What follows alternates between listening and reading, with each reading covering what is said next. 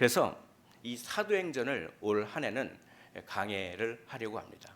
사도행전을 올 한 해 좀 강해하면서 사도들의 마음과 심정을 우리가 이해하고 복음을 우리가 더 정말 열정적으로 전파하는 그런 사도들의 마음을 우리가 본받아야겠다라고 하는 그 마음으로 사도행전을 강해 정말 하기로 이렇게 마음을 먹었고, 하나님께서 작년부터 기도 중에 또 이런 마음을 품게 하시고, 그래서 하나님께서 참 기뻐하시는 교회는 전도하는 교회다, 복음을 전파하는 교회다라고 하는 생각이 들었습니다. 그래서 오늘은 사도행전 첫 번째 시간인데 사도행전 전체를 한번 머릿속에 넣는 그런 시간이 되었으면 좋겠습니다.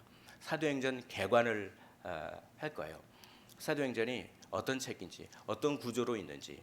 그래서 우리가 성경을 읽을 때 어떤 큰 숲을 바라볼 줄 알아야 됩니다. 그 숲을 바라보고 또 구체적인 나무도 바라보고 해야 되는데, 대부분 큰 숲을 바라보지 않고 이 성경이 어떤 식으로 되어 있는지, 어떤 흐름으로 되어 있는지, 사도행전이 또 어떤 흐름으로 되어 있는지 이런 것들을 알지 못하고 그냥 개별 말씀만 읽다 보면은 좀 머릿속에서 정리가 안 됩니다. 정리되지 않은 지식은 쓰레기다라고 하는 그런 말이 있어요. 우리가 이런 게 있죠. 그걸 들으면서 알면 누가 그걸 얘기하면 알겠는데 본인이 그걸 말을 못 하잖아요. 그거는 능력이 없는 지식이에요. 우리가 복음을 전파하기 위해서 복음을 내가 표현할 줄 알아야 됩니다. 복음을 내 말로 설명할 줄 알아야 됩니다. 그러니까 누가 복음은 이런 것이요 설명해 주는 거 들으면 알아요. 그럼 근데 본인 보고 복음이 뭐냐 설명하라 그러면 말이 안 나와요. 왜냐? 정리가 안 돼서 그래요. 정리된 지식이야말로 능력이 있습니다. 하나님은 정리된 지식을 가진 사람을 사용하십니다. 그래서 우리가 사도행전은 이런 책이야 라고 하는 것을 좀 정리해서 알기를 원합니다. 그렇기 때문에 우리가 오늘 이 사도행전 개관을 하려고 합니다. 사도행전을 한 절로 요약한다. 그게 뭡니까? 누가 그렇게 물으면 저는 이렇게 대답하겠습니다. 사도행전 1장 8절. 사도행전 1장 8절이 사도행전 전체를 요약하는 한 절이 되겠습니다. 우리가 읽었죠? 사도행전 1장 8절은 이렇게 되어 있습니다. 오직 성령이 너희에게 임하시면 너희가 권능을 받고 예루살렘과 온 유대와 사마리아와 땅끝까지 이르러 내 증인이 되리라 하시니라. 아멘. 이게 사도행전 전체를 요약한 것입니다. 이 한 구절. 그러면 사도행전은 어떤 책일까요?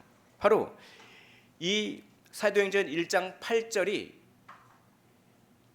성취되는 그런 책이다라고 하는 것이죠.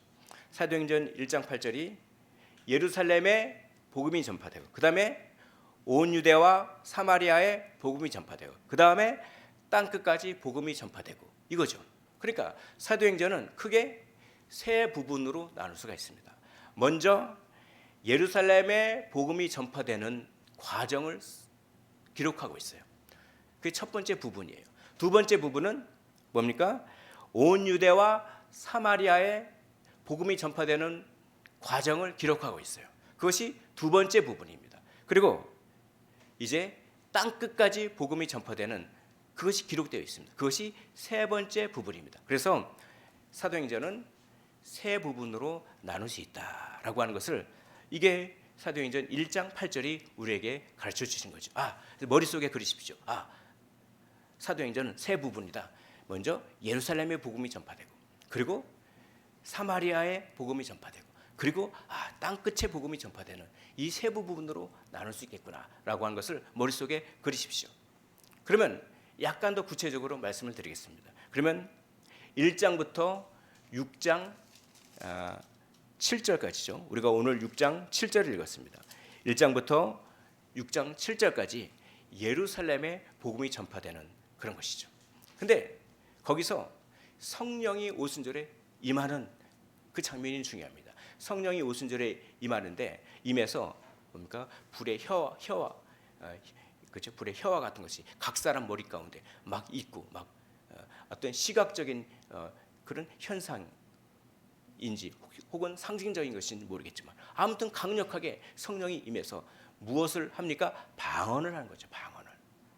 이 방언은 외국어 방언입니다. 우리가 하는 샬라샬라 하는 그 방언이 아니라 외국어 방언이에요. 그 120문도 120여 명의 제자들이 마가의 다락방이라고 추정하는 그 마가의 다락방, 그곳에 모여서 성령을 받으니까 막 자기도 모르게 성령께서 말하게 하심으로 막 말을 하는데, 이게 외국어 방언이에요. 자기도 모르게 막 말을 하는데 사람들이 그거를 자기 나라의 말로, 예를 들어서 갑바도기아에서 온 사람들은 오순절이기 때문에 성지순례라는 거죠. 유월절, 오순절, 그 초막절에는 흩어져 있던 유대인들이 성지순례를 하기 위해서 예루살렘에 온단 말이죠.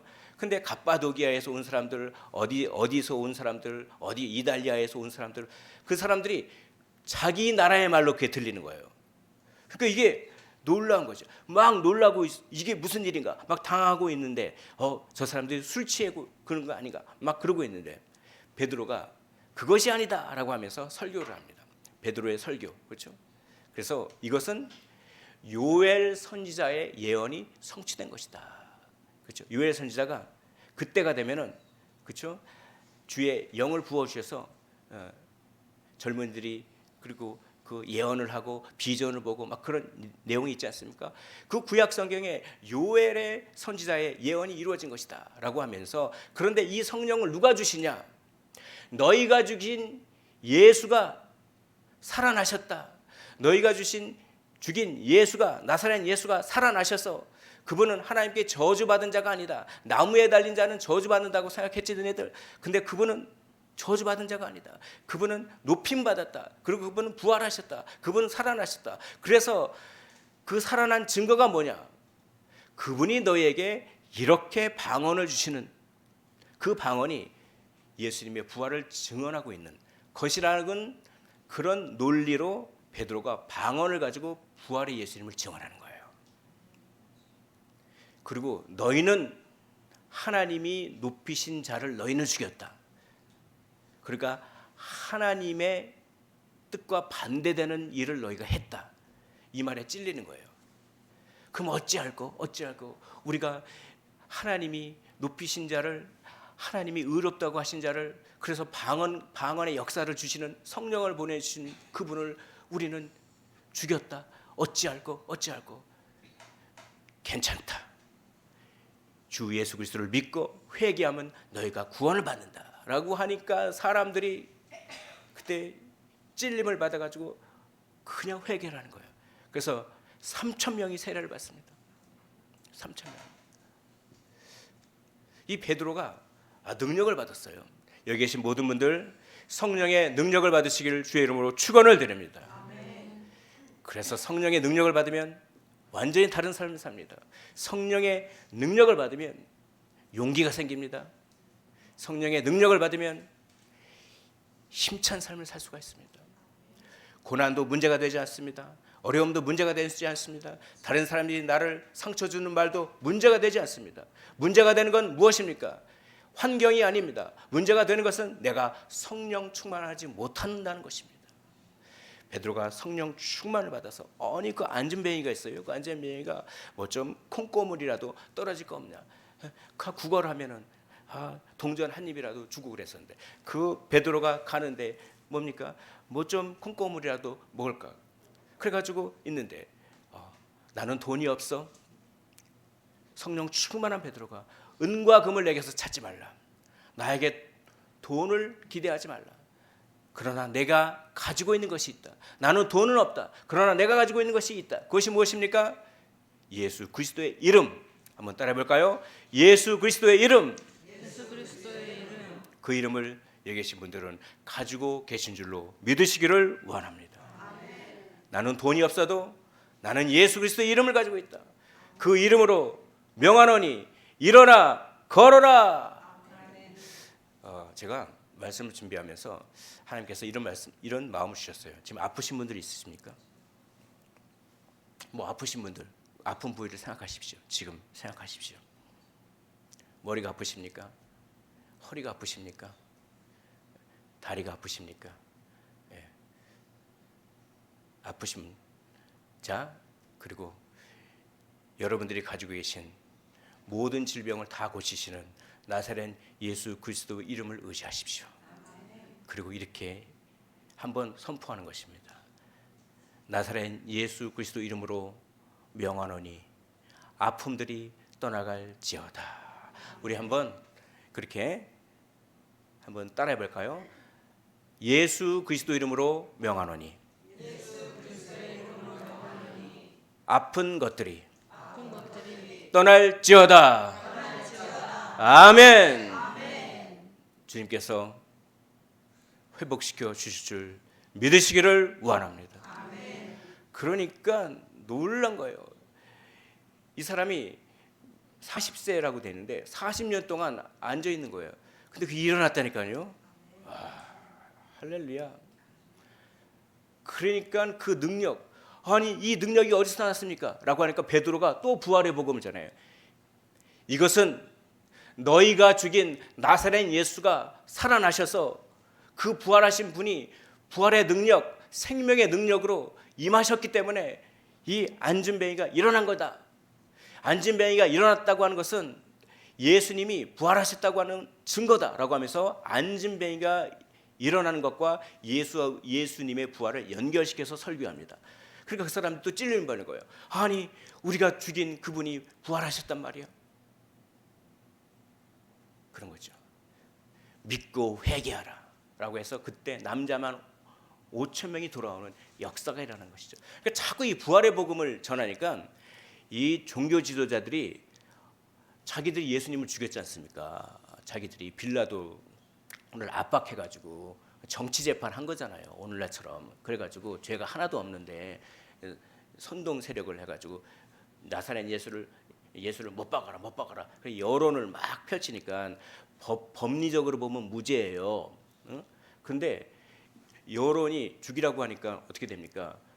여론 재판을 해가지고 죽이라 손을 탁탁 털면서 나는 아무 죄가 없다, 죄가 없길요. 오늘 우리가 고백하지 않았습니까? 본디오 빌라도에게 그렇죠, 죽음을 당한 본디오 빌라도 책임이죠 그게. 네, 그런 거지 않습니까?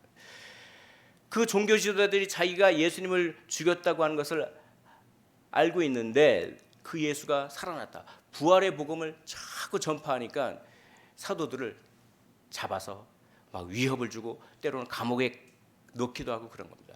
그러나 성령을 받으니까 뭐가 생깁니까? 용기가 생겨요. 용기가. 사랑하는 성도 여러분, 두려워하지 마시기를 원합니다. 걱정할 필요 없어요. 두려워해봤자 해결도 안 되더라고요. 그리고 두려워하는 시간만큼 나만 고생해. 차라리 그냥 담대하게 마음 편하게 사시길 바랍니다. 왜입니까? 주님이 해결해 주실 거니까. 주님이 해결해 주실 거니까. 그러니까 용기가 생겨서 예전에는 닭이 울기 전에 3번이나 무서워서 주님을 배반했던 그 베드로가 담대하게 내가 보고 들은 것을 전하지 않을 수 없다. 하나님의 뜻을 따르는 것이 옳으냐 사람의 말을 듣는 것이 옳으냐 판단하라 라고 하면서 이렇게 합니다. 주님께서 지켜주시고 보호해 주시는 것입니다. 이게 1장부터 6장까지의 말이에요. 그러면서 뭡니까? 예루살렘에 복음이 전파되는 것입니다. 이 두 번째 부분은 이제 스데반이 나오는 것입니다. 이 머릿속에 그려보십시오. 예루살렘에서 복음이 막 왕성해가지고 막 그 믿는 사람들의 수가 막 늘어나잖아요. 근데 하나님은 복음이 널리 퍼지기를 원했지 예루살렘만 부흥하기를 원하지 않으셨어요. 그래서 복음이 널리 퍼지기 위해서는 어떻게 됩니까? 박해를 줘요. 박해를 주면 어떻게 됩니까? 사람들이 막 피해서 도망가. 막 도망가면 그곳에 교회를 세워서 복음이 막 전파되는 거예요. 그 박해를. 그러니까 스데반이 박해를 당하고 죽임을 당하는 거죠. 그래서 이제 복음이 예루살렘만 갇혀 있는 것이 아니라 사마리아에까지 온 유대까지 전파되는 그 부분이 12장까지 있는 겁니다. 거기서 스데반이 순교를 하고 그리고 뭡니까? 빌립 집사님이 사마리아에 복음을 전파하는 겁니다. 그리고 주의 사자가 갑자기 네가 저기로 아래쪽으로 내려가라. 사마리아보다 훨씬 아래쪽으로 내려가라. 광야길로 내려가라 라고 하는 겁니다. 그 순종해서 내려가니까 누가 있습니까? 에디오피아 국무총리가 있었던 겁니다. 근데 그 에디오피아 국무총리가 성경 말씀에 있는데 도저히 이 말씀이 무슨 뜻인지 몰라. 이사야 53장. 우리는 이사야 53장을 알고 있죠? 그게 뭘 뜻한지. 근데 그 당시에는 메시아는 고난을 당하지 않는다, 이런 사상이 있어요. 메시아는 고난을 당하지 않고 어떻게 힘 있는 능력 있는 메시아가 고난을 당할 수 있고 채찍에 맞을 수 있는가, 그런 고정관념이 있었어요. 그런 고정관념의 틀에서 이사야 53장을 읽으니까 도저히 이해가 안 되는 거예요. 아니 그가 도살장에 끌려간 그 양떼처럼 질질 끌려가고 매를 맞고, 이게 도대체 이사야 선지자가 누구를 가리켜 말하는 건가. 그때 빌립이 그것을 통해서 복음 전하는 겁니다. 바로 그분이 예수 그리스도다 라고 하면서 복음을 전파하게 되는 것이죠. 그래서 사마리아에 복음이 전파되고 에디오피아 국무총리가 복음을 받아들이면 에디오피아 나라 전체가 복음을 받아들일 확률이 높은 거죠. 그래서 지금 아프리카에서도, 아프리카에 그 이슬람 나라가 많아요. 근데 에디오피아는 기독교 국가예요, 지금도. 그러니까 땅 끝까지 복음이 전파되는 준비를 하는 겁니다. 그게 두 번째 부분이에요. 사마리아에 복음이 전파되고 땅 끝까지 복음을 전파하기 위해서 준비되는. 그래서 사울이 회심합니다. 그리고 베드로의 생각이 바뀌어요. 아, 이방인들에게도 복음 내가 꼭 전해야 되냐?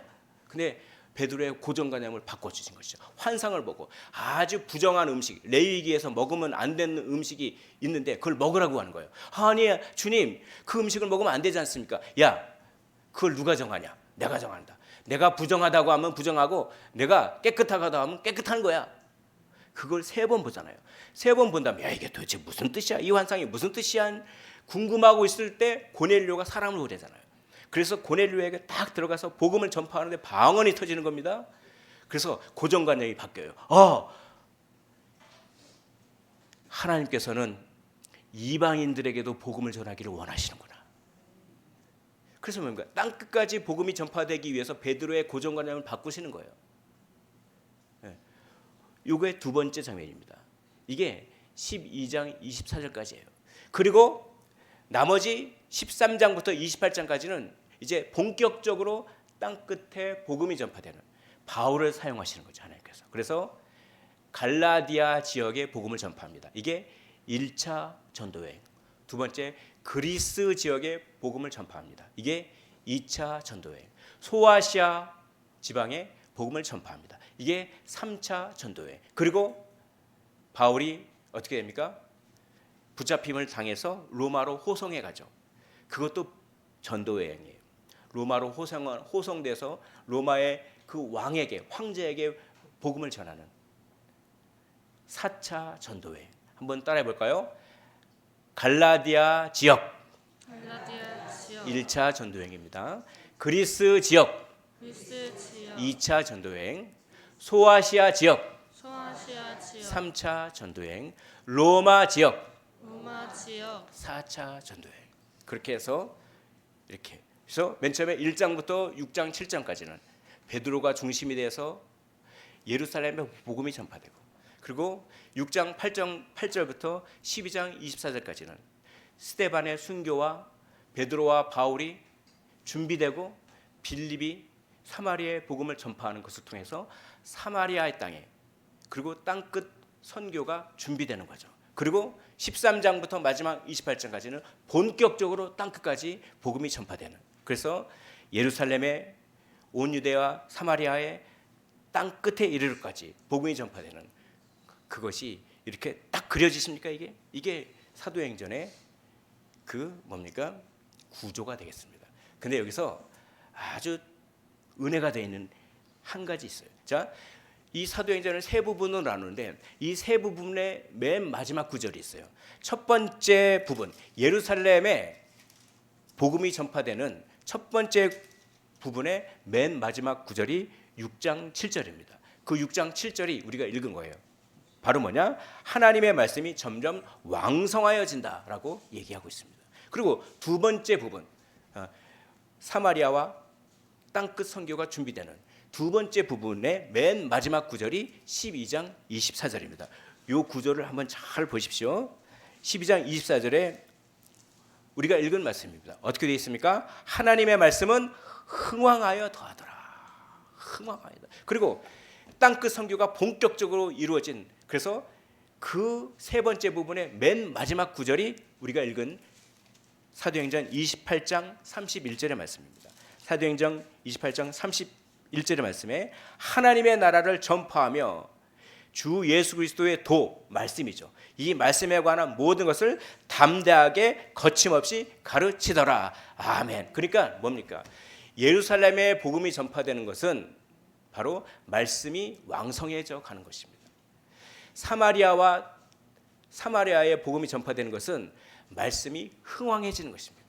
땅 끝까지 복음이 전파되는 것은 말씀이 거침없이 가르쳐지고 흥왕해지는 것이죠. 그러니까 한마디로 사도행전은 말씀이 흥왕케 되는 역사를 기록한 책이다라고 하는 것이죠. 말씀을 단지 전해 듣는 것이 중요한 것이 아니라 전해 들은 말씀이 능력이 되어서 흥왕케 되어지고 세력을 이루고 힘을 이루게 되는, 그것이 바로 사도행전의 말씀이라고 하는 것입니다. 말씀이 흥왕케 되어져 어떤 열매를 맺습니까? 아까도 말씀드렸다시피 용기가 생깁니다. 베드로를 보십시오. 그리고 말씀이 흥왕케 되진 결과로 어떤 열매를 맺습니까? 바로 이 자기 것을 나누는 삶을 살게 됩니다. 자기 소유를 다 나누는 그런 삶을 살게 되는 것이죠. 또 말씀이 흥왕케 되진 그 역사로 어떤 열매를 맺습니까? 생각이 바뀌어요. 사도 바울이 자기는 하나님을 위한다는 그 명목으로 예수 믿는 사람이 나사렛 이단이라고 생각해서 다 죽였는데, 예수님을 만나고 말씀이 마음 가운데 흥왕해지니까 내가 틀렸구나 라고 하면서 자기 생각이 바뀌어요. 그리고 베드로도 뭡니까? 고정관념이 바뀌지 않습니까? 그러니까 말씀이 흥왕해진다고 하는 것은 내 생각이 어떻게 된다? 바뀐다. 우리가 성경 말씀을 많이 읽으시기를 원합니다. 근데 이 성경 말씀을 읽었는데도 내 생각이 안 바뀐다. 그거는 말씀이 내 안에서 흥왕케 되어지는 것은 아니에요. 단지 말씀을 읽었을 뿐이지. 중요한 것은 말씀이 내 안에서 살아 숨쉬고 흥왕케 정말 되었으면 좋겠다라는 생각이 좀 들었습니다. 말씀이 흥왕케 되어진다고 하는 것은 뭡니까? 박해를 감수하고서라도 그 말씀을 전할 수밖에 없는 강력한 뜨거움이 생긴다는 것입니다. 사랑하는 성도 여러분, 뜨거우십니까? 바라옵기는 뜨겁게 되시기를 주의 이름으로 축원을 드립니다. 뜨거움을 잃어버리지 마십시오. 내 마음의 온도가 내 섬김의 온도가 되는 것입니다. 마음이 뜨거워야 사랑도 베풀고, 마음이 뜨거워야 섬기고 복음도 전하고, 마음이 뜨거워야 누구를 용서해 주기도 하고, 마음이 뜨거워야 그렇죠? 사랑해 주기도 하고. 그런데 마음이 차갑게 식어버리면 어떻게 사랑해 줄 수가 있고, 어떻게 복음을 전할 수 있고, 어떻게 용납해 줄 수가 있고, 그럴 수가 있겠습니까? 마음이 뜨거워야지. 그러니까 사도들이 뜨거운 마음이 여기 나와 있는 것입니다. 그래서 그 관점으로 이제 강해를 할 것입니다. 그래서 정말 이 말씀을 준비하면서 주님, 저에게 사도들의 그 뜨거운 마음을 저에게 깨닫게 해주시고 저에게 기억하게 하여 주옵소서라고 하는 이 마음이 말씀을 준비하면서 생겼습니다. 생겼어요. 나중에 카타콤베에 대해서 말씀드리겠지만, 이 막 손으로 나뭇가지로 흙을 파가지고 그 굴 속에서 그렇게 살았던 사람들의 그 모습을 제가 그 흙도 만져봤어요. 야, 참 무엇이 이들을 이렇게 했는가? 도대체 무엇이 이들을 이 모든 것들을 다 감수하고 도대체 어떤 힘이 작용해서 이들을 이렇게 살게 했을까? 도대체 그들의 마음 가운데는 어떤 능력이 있었길래 자기의 목숨을 버리는 것을 주저하지 않을 수 있었을까? 그들의 마음에 무엇이 들어있었길래 정말 자기 것을 다 내어줄 수가 있었을까? 우리는 내 것 챙기기에 바쁜데. 그 생각을 계속하면서 결론은 사도행전이 뭐라고 돼 있죠? 말씀의 흥왕입니다. 말씀의 왕성입니다. 우리가 올 한 해 누구를 전도하기 위해서 그 힘을 말씀으로부터 받으시기 바랍니다. 말씀을 읽으십시오. 말씀을 읽고 또 읽으시고 그 말씀이 내 안에서 불을 일으키게 되었으면 좋겠습니다. 주님, 제가 말씀을 읽겠사오니 이 말씀이 깊이 깨달아지게 하여 주옵소서. 그리고 이 말씀이 단지 무미건조한 지식에 그치는 것이 아니라 이 말씀이 나에게 불을 일으켜 주옵소서. 그래서 이 말씀이 나에게 불을 일으켜서 내가 남편, 내가 자녀, 내 친구들에게 전하지 않고는 견딜 수 없는 예레미야 마음을 주시고 이 말씀이 불을 일으켜서 하나님의 나라를 확장하고 내 것을 기꺼이 나누고 내 것을 기꺼이 나누고도 내 것을 포기하고도 기쁨이 밀려오는 그런 말씀의 흥황을 경험케 하여 주옵소서.